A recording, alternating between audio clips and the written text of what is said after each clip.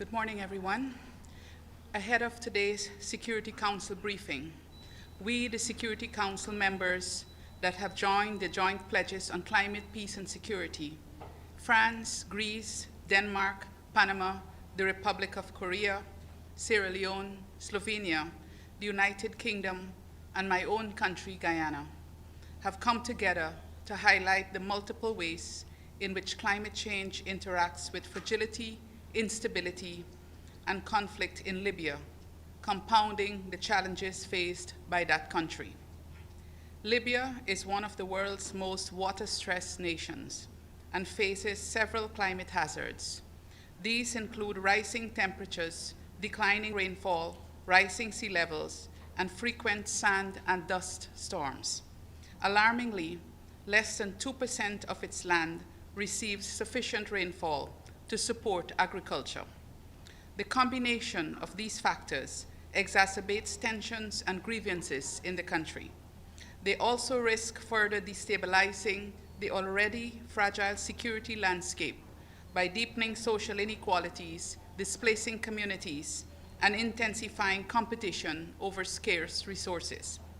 The impacts of the 2023 flood in Derna, caused by Storm Daniel, were compounded by the lack of governance, inadequate infrastructure, and limited preparedness. Considering these challenges, the joint pledgers call on Libyan authorities and development partners to, 1, work towards achieving a unified budget and investing in the modernization of dams and other relevant infrastructure. Climate models suggest that the Mediterranean region is warming 20% faster than the global average. As air temperatures rise, so does its capacity to hold water. The modernization of Libya's dams is therefore critical. 2, improve capacity building initiatives. We support calls for the UN and relevant stakeholders to consider approaches that will support the relevant Libyan institutions in analyzing and mitigating climate-related peace and security risks. This can be achieved by developing an inclusive, conflict-sensitive, and peace-positive national adaptation plan and disaster risk reduction guidelines. Efforts should enhance Libya's capacity to access international climate finance. Libya should also be supported to strengthen climate-resilient livelihood diversification, especially in area of food production.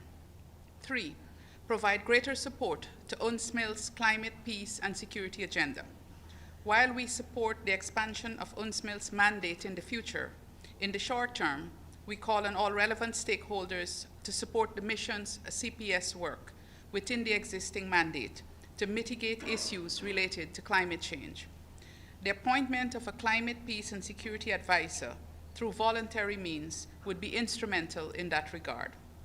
We look forward to continuing our cooperation with UNSMIL and all stakeholders to address the current and emerging impacts of climate change on peace and security in Libya and the wider region. I thank you.